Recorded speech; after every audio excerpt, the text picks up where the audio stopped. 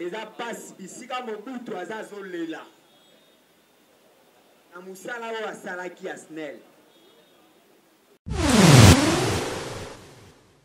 Omoni Sama Lukota yana maneti na ya yebisi biso ba warrior. Nini ki warrior bozosala bino?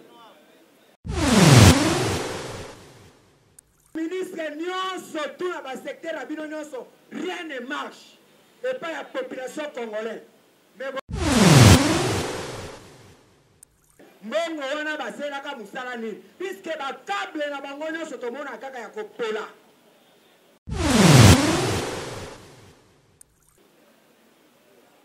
Nyonso tout pourri na ba secteur nyonso rien ne marche.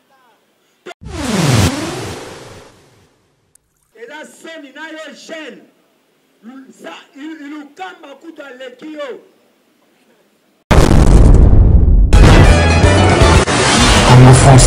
Sur notre chaîne Congo France Télévision, ils ont toujours un journaliste Gloria Kenge.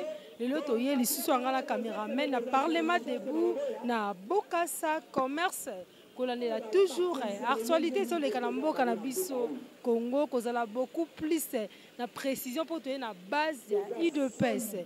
Nango wana caméraman aza wana pour fungola image qu'on lande la actualité na ba interview ya ba militant ya IDPS. Merci à suivre. Mais on va tout bakoko talela ezalaka te. Yango kura na bandako ya bato ezalaka te oyo ebomi bato wana euti wapi. Congolais akomi kaka mutu akokufa avant-hier 20 baccident epai ya babene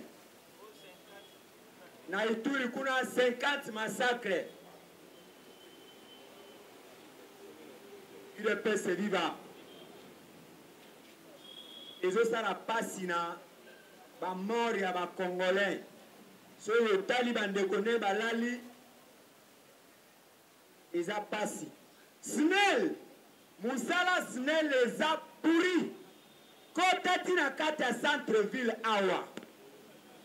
Okomona michopo na bango ya basinga. Mais na programme soi-disant que ya 100 jours, le président de la République abimisaka mbongo ke po na SNEL. Mbongo wana baselaka musala nini? Puisque ba câble na bango nyonso tomona kaka ya kopola. Eza pasi bisika Mobutu azazolela na musala oyo asalaki ya SNEL. Nyonso tout pourri na ba secteur nyonso rien ne marche. Tomoni Sama Lukota yana maneti na ya yebisi biso ba warrior. Nini ki warrior bozosala bino? Eza soni na yo jeune ça il kamba kuta lekio. Oyeli biso lo yenge bolobi ke nous sommes des warriors. Nzoka te boza ba warrior. Na ba secteur nyonso par terre pourri. Bakobeta bino maboko na secteur nini?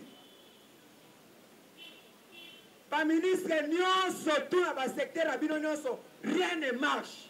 Et pas la population congolaise. Mais bobengami ba warrior. Les warrior po komi otambola na cortège, on y bengi warrior. Le corps a ba jeep ya bien, on y bengi warrior. Mais oh le peuple a tindi na ki warrior na yo yela kabiso, rien ne marche. On sait tout. Na niveau ya ministère ya économie. Ministre de l'économie, qu'est-ce qui manque dans le foot de dehors? Sama Lukonde, tala warrior na yo mususu. Tala warrior na yo mususu. Na mboka oyo, pistolet ya lipa 300 francs. Soni. Na secteur nino peuple Congo se retrouver. Peuple congolais comme le kola, batu baza na désert. Même bango bana Egypte be bazaki atana mai ya komela. Toko betela maboko nani? puisque nous s'entendons qui dit que non, l'UDPS au pouvoir, tout le monde a bavir, il y a sorte, il y a jar, il y a ministre de l'économie à Boy.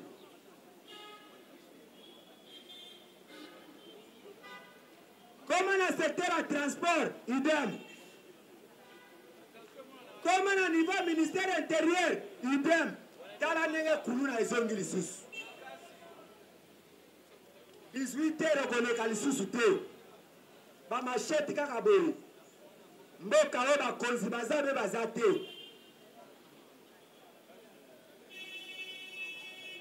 UDPS viva général Kasongo s'il te plaît oza général mais eza pasi na kigénéraux na yo situation ya Koulouna bozokoka kosilisa te kaka kashine makasi epai na kashine makasi na bino kashine tekotala niveau ya Koulouna e d'abord na basusiate soki bisika wana susiate ezali nzela ezalaka lisu te ekoma bagarage garage ya mituka garage ya bamoto garage ya nyonso tu yaka bisika wana Koulouna ezobundana yaka na susiate yebisa bapolisier ke no bisika na susiate bakoyebisa réponse nini biloko ya bato eza awa na zanga moko moye nakende kuna eza te yo bazwaki yo policier mpo na kokengela bato bakotya desordre mpo na kobatela bamoto tala vi bomemeli biso na Congo UDPS viva mama ya restaurant alambi biloko na ye aye na susi ata ye kobomba banzungu wana mpo bapesa 500 francs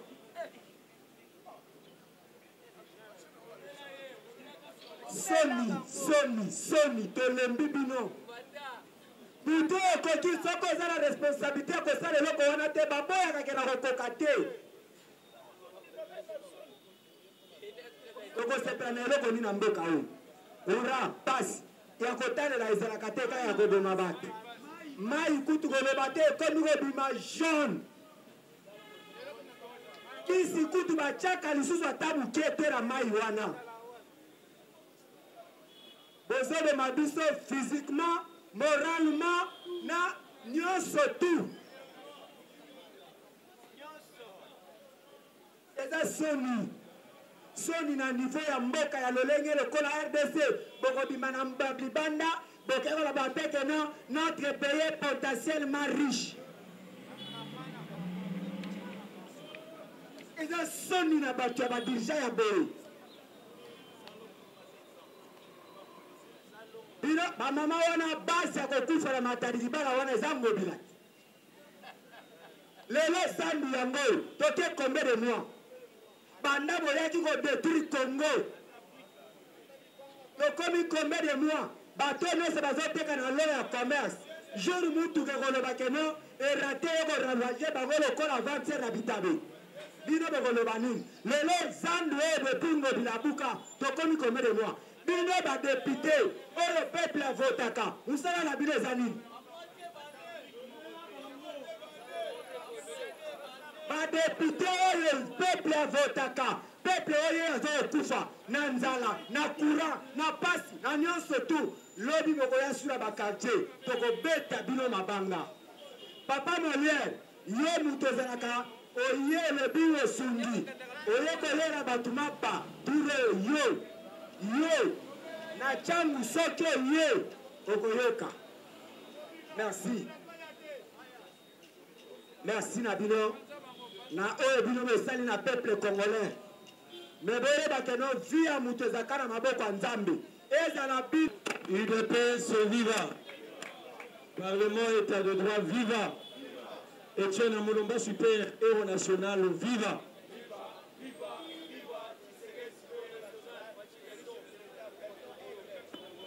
merci to je vois même des gens qui parlent ici, dans sous-commission, c'est pas normal.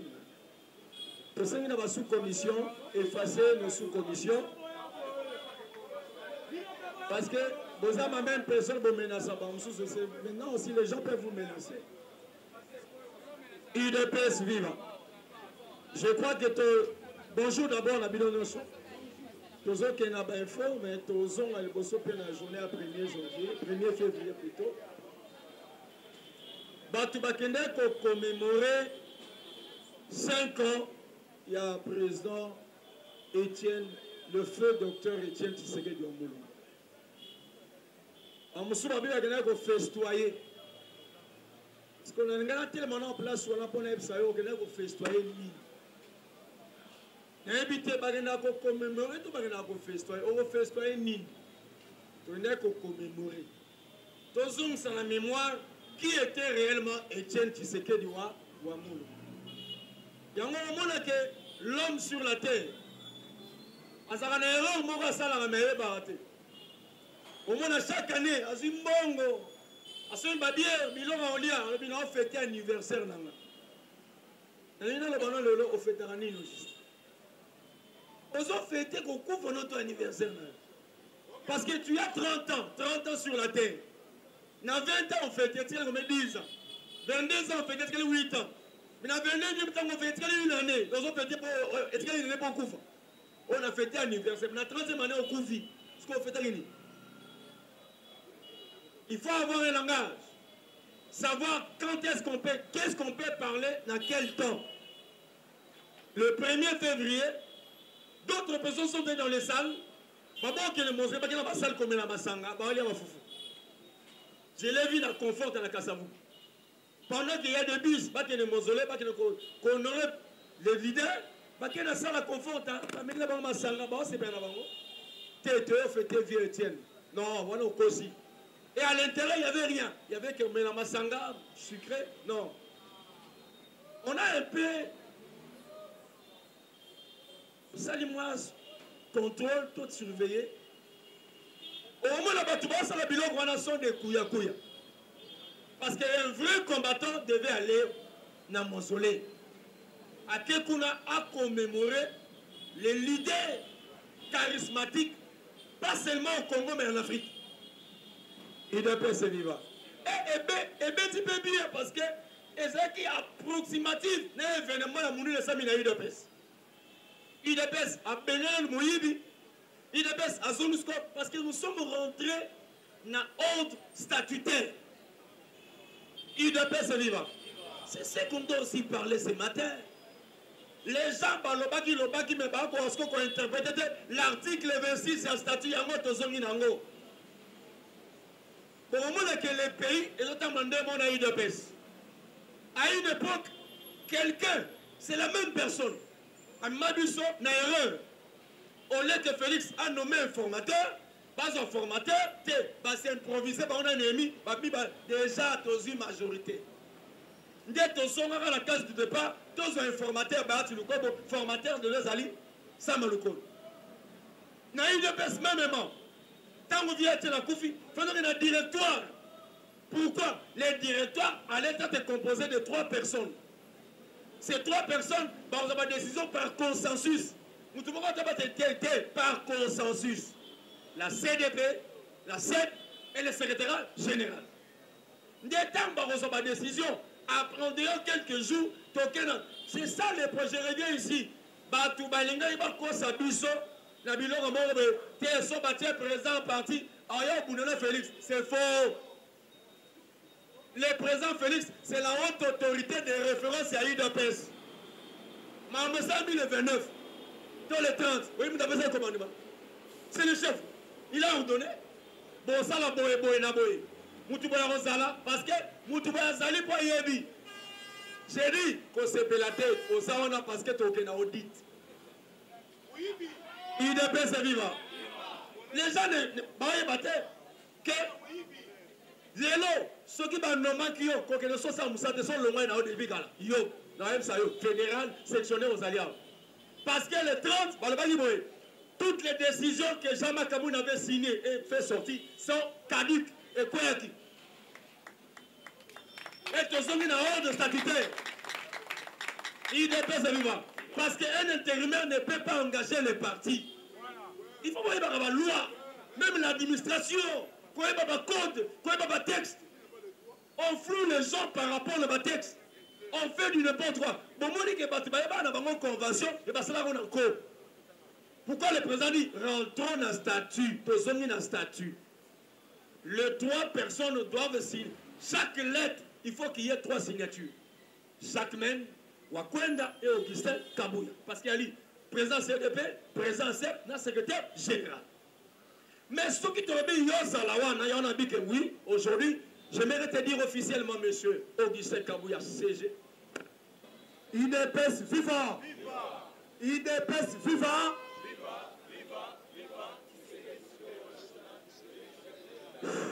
Chers combattants, bonjour à tous.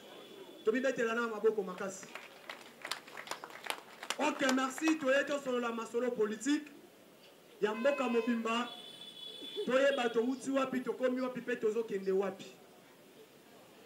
Chers combattants, parti na biso IDPS. Na IDPS tozalaka na mutu moko. O aza icon na kombo ya Etienne Tshisekedi wa Mulumba. Toyebi passé na ye. Toyebi papa ndenge bandaki bitumba. Abandi na 13 parlementaires. Na les 13 parlementaires de Babanda IDPS, Tshisekedi wa Mulumba Etienne n'a jamais été même secrétaire général. À l'époque là, vieux Etienne, notre doyen héros national, dès le début, Abanda qui n'a secrétariat national chargé à l'organisation, implantation et à parti. Mais, Abanda qui koyoka na koleka batunyon surtout. Au Komona, le premier président de l'histoire de l'IDPS, Marcel Yaou, qui était homme fort, Kangou Bazaraki à l'époque, Babounissa, il n'y a eu qu'un seul parti. Tu ne peux pas parler de multipartisme, mais il y a eu un parti qu'on appelle parti État. Un père. Le parti État, parce que tu as le mois de février, et ça, moi, tu as le papa, tu as papa, et puis tu as la semaine prochaine, le 15 février, 40 ans d'existence à IDPS. Le 15 février 2022, IDPS est conquis ici 40 ans. Depuis existant. Au commun, chers combattants, parti État dirigé par Marshal Mobutu, au combat parti Moussoussouté, en dehors il y a un père. Robine la Mobutu a sali au drapeau à l'école. Tu dois danser que de Mobutu. Au colo de la politique, si tu n'es pas membre d'un père. Mais tu as les 13 parlementaires, 13, ils sont élevés. Non. Parce que tu vas le barraquer, non. Tu sont des combattants à la marche. Combattants, nos papas. Oh, nos fans de la réunion, na banda ou na section. Yakoba Kama. Mobutu a moment bango fort pour la IDPS. Bakou fort pour la IDPS. IDPS, on dit multipartisme. Mais notre président de l'IDPS à l'époque, n'a comme Marcelin Yaou, a Koutamaka Libanda Mok. Ministère intérieur, il y a Congo, économie. Il y a Zahir à l'époque.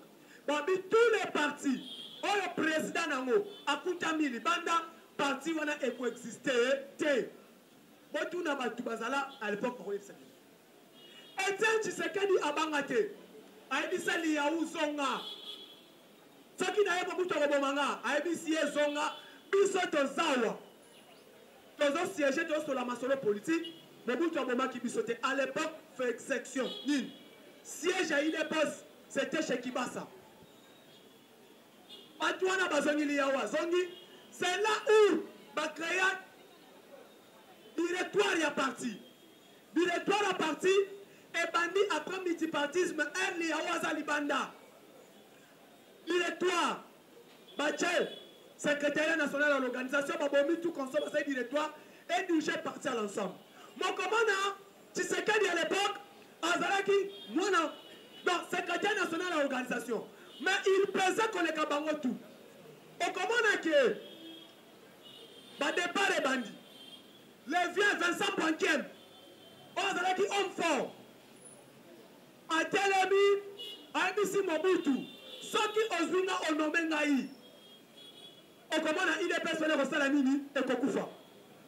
Mwankem a trahi Akenda. IDPS est Tikala intact. Continuer Mobutu Tali Boli ou Yaka Abenie IDPS et Salanini et Tikala Balongwe à l'époque tant Bazor et l'IDPS à l'époque la Kivu et Zalamoko les grands Kivu là celui qui était homme fort à Outa Kivu c'était Birinois Kei Naba Willy Mishiki quand il dit il était membre de l'IDPS c'est vrai Mishiki a Outa IDPS Azwa Mishiki Bakena Bango, Fiebil Marobo Bakena comme protocole. Quand on a nommé Birindo comme premier ministre Mobutu, Bakenda, l'IDPS est resté avec Etienne Tshisekedi Tobetele Mabokoti de l'autre victoire. Donc on appelle ça conseil. Les autres sachent que Bakoki contribue. Aujourd'hui, ça, Kaboun Claire, président Jean-Marc, si Bascli on a parti par rapport à colère, faites un recours au sein du conseil de discipline, recours on a et permettre de reconnaître aux hommes quand même combattants.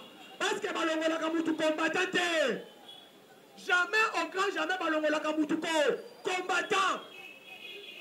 Combattant jusqu'à la mort. Maman Samba Bakenda qui souka bakoma basanani mais intégrer bango na parti.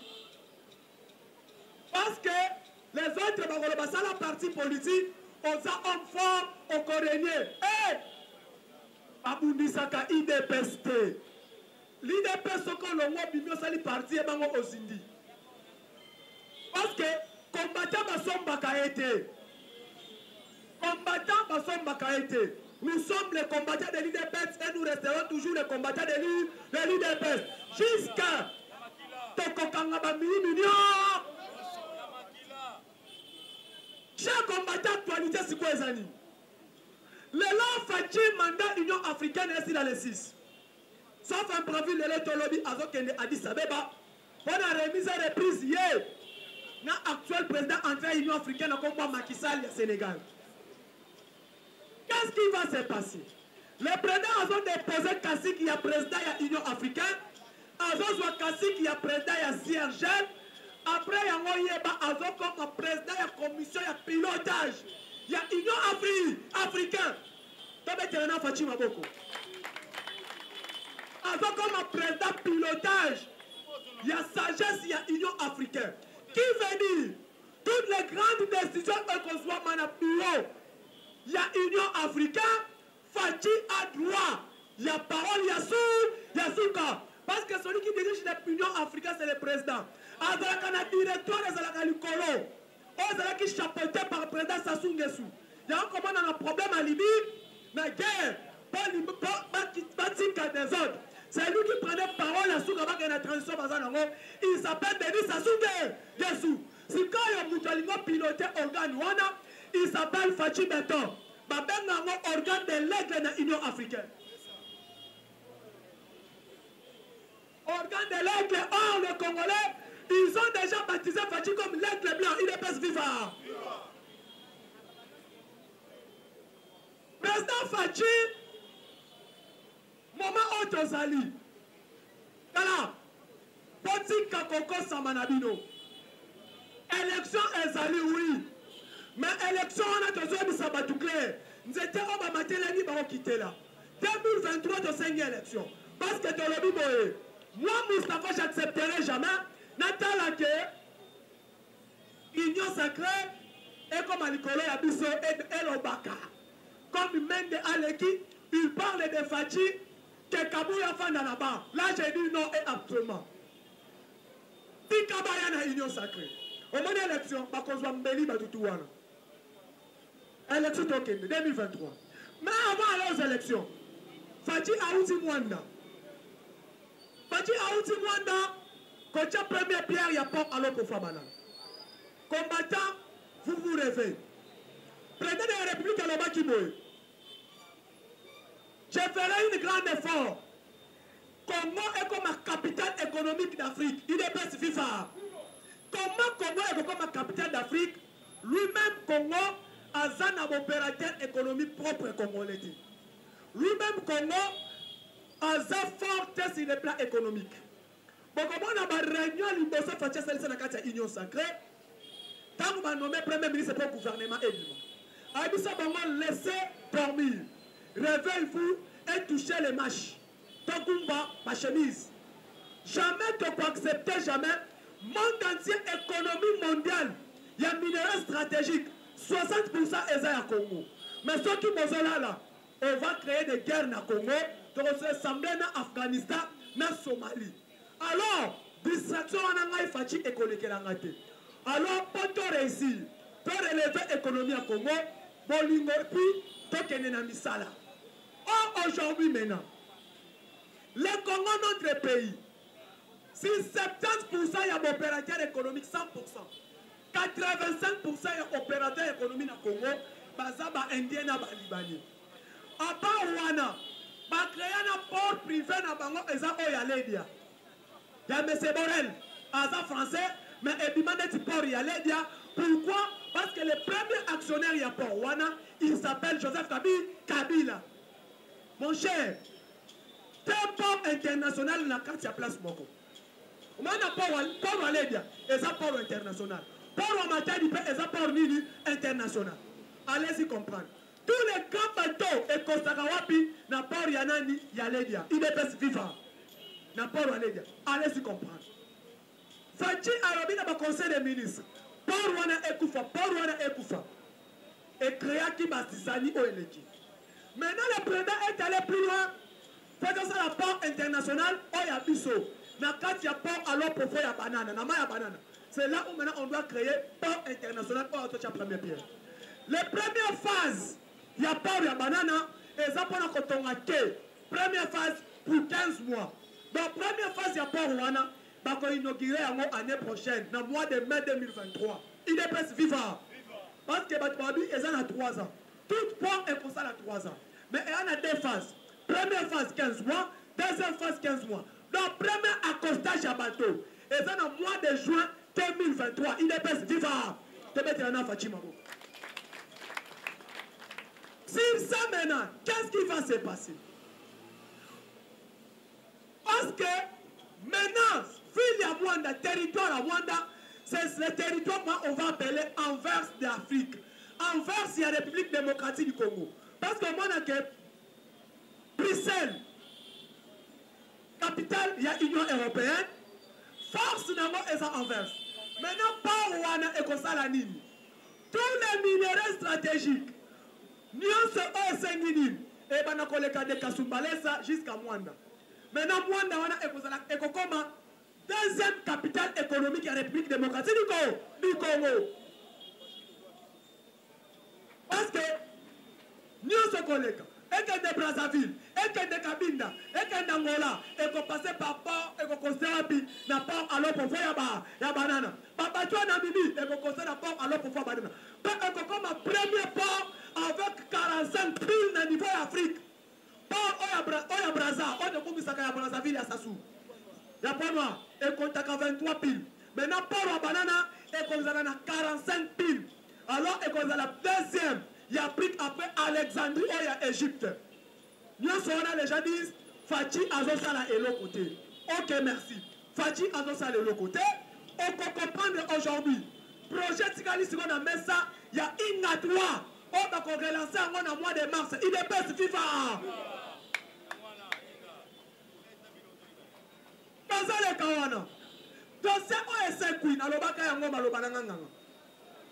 Dossier OSQ, on va relancer si quoi chemin de fer.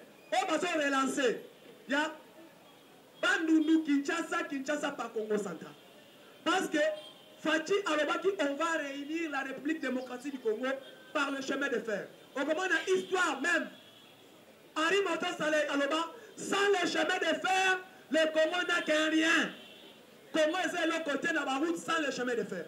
Maintenant, comment on va relancer cela? Parce que Kabila a bombaki économie à Congo, a bombi Onatra, a bombi SNCC, a bombi chez Camille, a bombi Miba. Miba, quand tu écoutes bien, Tango, Afdel, Bajami Kousse, Boedi Bango. bakadogo bakoti parce que mbongo ebundisaki osalaki afdel esala existe bakota ti Kinshasa eza mbongo oyo miba abimisaki sikoyo komona les 50 millions de dollars oyo miba asengaka eza te ke l'état defisa bango l'état afuta mbongo na bango oyo bazwaki mpo na bitumba kosoutenir guerre oyo ezalaki ntango mosaza na pouvoir guerre mbemba na guerre ya RCD Goma l'argent oyo esengaki ke babundisa gouvernement asoutenir bitumba wana esila eza mbongo eutaki na société ya miba maintenant société wana ekufaki on doit relancer miba raison pour laquelle gouvernement est déjà prise ya kozongisa mbongo ya miba mpo barelancer miba à part wana siko tozokende na mapona tokende maponami inde faci ayikoyamba semaine passée émissaire ya Joe Biden l'émissaire ya Joe Biden bayaki mibale 4 pardon mwasi moko oza directrice na kati ya cabinet ya Joe Biden directrice ya na kati ya cabinet ya Joe Biden et le conseil spécial en matière de sécurité à Joe Biden donc François Beya yakuna ye mutayaki aya basololi na président de la République pour santé Fachi azalaki konta Joe Biden atindi na bafoto oyo akangama na foto na président na Glasgow te oyo akangamaki na ye na sommet ya G20 bafoto na Fachi ase repéré na yo pour dire quoi ntango nga na simbi oboye natindeli yo foto tokangami na simbi oboye ezoloba sine oza na soutien total ya États-Unis d'Amérique et puis partenariat stratégique oyo toza nango ya 4 pays toza kaka RDC Égypte Afrique du Sud na Maroc les 4 pays puissants africains oyo ezotambola na États-Unis d'Amérique nde omoni Joe Biden alobi nini alobi oui na Israël pardon alobi oui les élections au Congo en 2023 mais Fachi kobosana te oza partenaire stratégique ya États-Unis te on doit arrêter Kabila avant les élections en 2023 il est pas FIFA Yami Balé la clé de la République démocratique du Congo faut qu'on soit yango parce que les clés économiques en Boka eza na maboko ya Balibanais na Indien batu wana ne bafinansaka ba Hezbollah na ba Boko Haram na ba ADF na lu eza Balibanais na Indien ozomo nde omoni le président de la République est maintenant déterminé de relancer l'économie en Boka. Comment on doit relancer l'économie en Boka pendant que le pays n'a pas un opérateur économique congolais? Si quand on est à niveau Tozali, le président de la République, on commande que toutes les sociétés, qui est congolais, Kabila a fallu qu'il effort et Koufa. Pourquoi Kabila n'était pas congolais et il n'est pas congolais de père et de mère? Nini m'a préparé, l'Union européenne est fandie. Paromi clair. Kabila qui congolais de soi qui t'a côté pour la Nicolas Congo. Maintenant on doit faire un effort pour récupérer Congo. Tout Konzayango. Maintenant on doit nommer un Congolais qui n'est pas de père et de mère. Nous avons préparé l'Union européenne en complicité avec la mafia de l'Union africaine. Mais qui est bon? Nous avons un président aigle de Metele Maboko. Akenda qui a consigné un partenariat privilégié avec les États-Unis ou avec Tambolana Bango.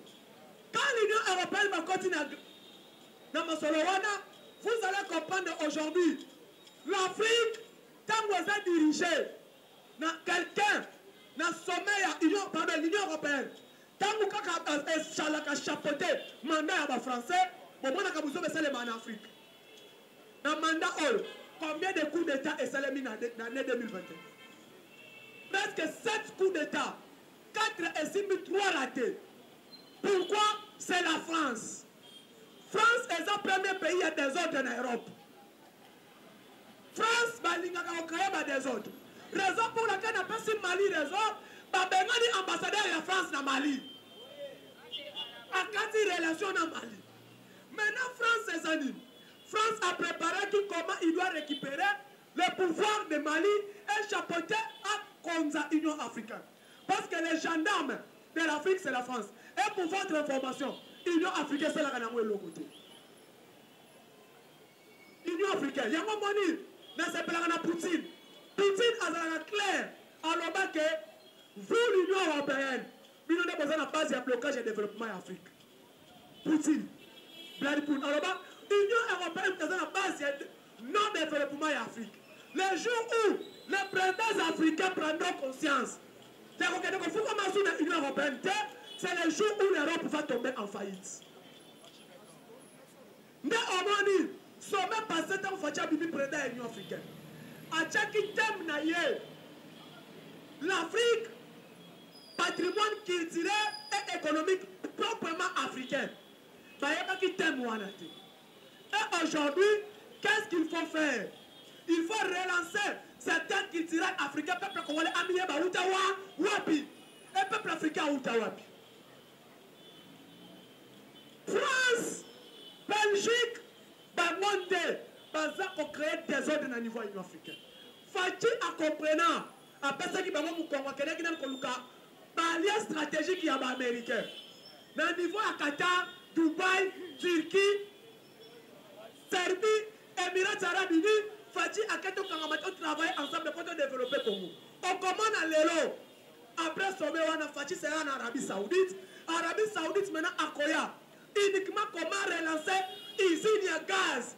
Pour éclairer moins de tout consort là, pour le courant. Parce que l'Arabie Saoudite, par exemple, parmi les force, il est plein de pétrole. Comment maintenant on doit raffiner le pétrole?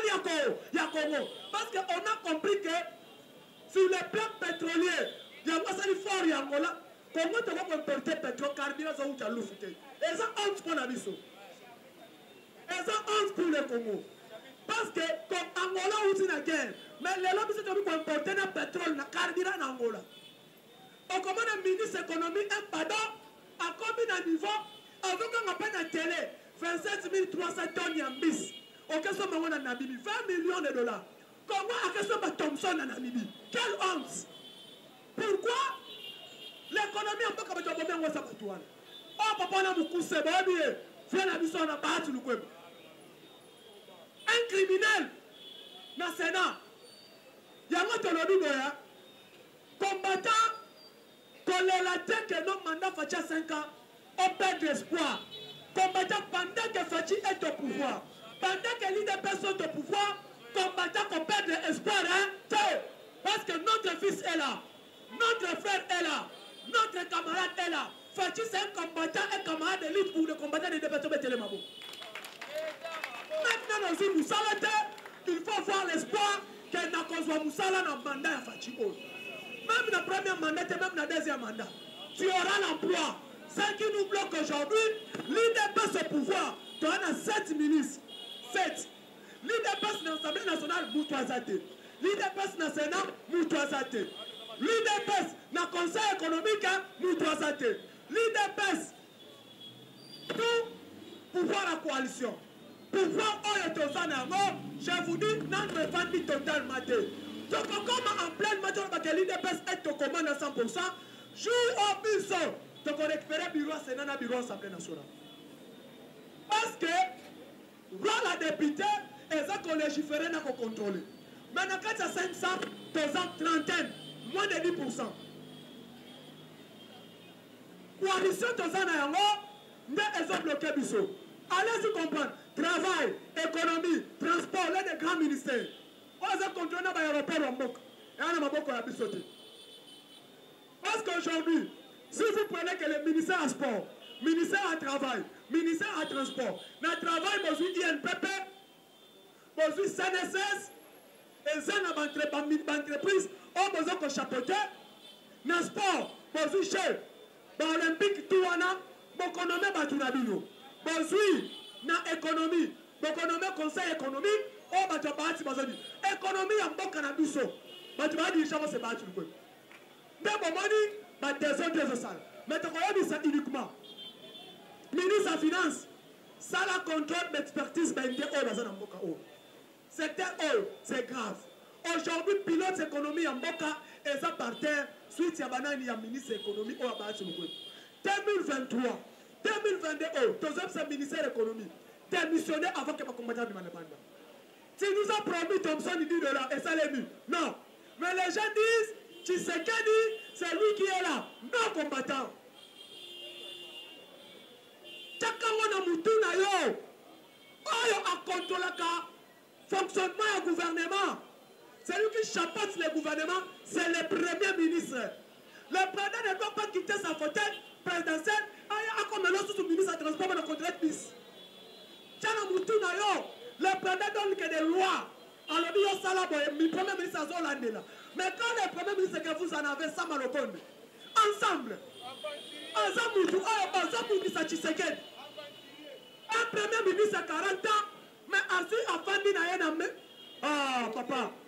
Yango Tolobi 2023, président de la République, il faut un premier ministre qui bouge. Le premier ministre à cause de la Moutabiro Kata, on ne peut pas que le gouvernement y a un warrior. Mais comme le gouvernement y a un Pongi. Donc, comme on dit, ministre économie avant un bureau, à Damene Badi et Lalanaye, Amérique pour moi, et PC Pongi à Chibé. En bas, ça dit que c'est premier ministre. En bas, ça dit que c'est ministre économie. Ministre du travail, maman Yamapa. Il dit que nous aider M. Ndegeni. Ministre économie va passer l'existe pas bien à Balibani. Alors, c'est ce qui se passe dans le Natra. Tu m'as mis ça dans ma pension. Si nous avons besoin d'un bon de compte finalité. Escroquerie, escroquerie. Pourquoi? Les gouvernements des warriors sont des gouvernements de Badi et Lala. On a tué le papa dans la casse qui piche là. Allez-y comprendre. Yango Tolobi Boy. Ministre intérieur. Grave. Koulouna est comme sous fort dans Mboka On. Président de la République, le premier conseil des ministres en est haut. Azwa qui n'est pas qui révélation Fachi Azwa. Fachi c'est un don de Dieu. Alors, pas clair. Bon, on va la marché qui t'a dit qu'il parle, il y a un danger. Le loi Salemi. À peine le premier ministre qui déplace Wana, mais si vous tombez l'ambassade. Président, on a la première réunion conseil des ministres. Le 5 janvier. Alors, il ça là rapidement urgence. Déplacer marchand Matadi Kibala. Parce que ça risque pour le peuple congolais. Lobby et sali. Maintenant, qu'est-ce qu'il faut dire? Président comme Assou Sounani, Akita Sousouaya, Asala Moussalana Lokolaba, combattant. N'ayabite ce qui voit Bakatina, il y a rôle, il y a premier ministre. Le rôle en Allemagne, dans un régime parlementaire. Dans le régime parlementaire, c'est le premier ministre qui contrôle l'action gouvernementale. C'est le premier ministre qui préside le conseil des ministres. Dans un régime semi-présidentiel. Quand le président n'est pas, le pouvoir n'est pas premier ministre. Tala, ce que c'est le premier ministre qui a eu la chance, il y a un mandat à Fatite au Sama. Ça, c'est un conseil des ministres. Mais qu'est-ce qui ne va pas avec toutes les lois, tous les dossiers pris dans le conseil des ministres? Ça m'a appliqué à côté. On ne regarde plus loin aujourd'hui. Plus loin aujourd'hui, on a eu Sabino. Maximisation des recettes dans le ministère de la Finance. Mais comme on a les lois, ça m'a. Il ne fait absolument rien. Ministre de la Finance à lobby. Des moyens sont là. Mais qu'est-ce qui manque pour mettre l'action gouvernementale sur le terrain? Ça ne fait absolument rien. Pourquoi? Parti politique n'est pas encore ensemble. Yango, combattants, mobilisons-nous. Soutenons le chef de l'État. Soutenons notre parti qui est l'UDPS dans l'unité. Et puis, combattants, les paniers circulent encore. Nos amis qui sont allés à la présidence et créé crise. Toi, on a un même moral, tu vas s'habiller. Présidence, nous avons une barrière.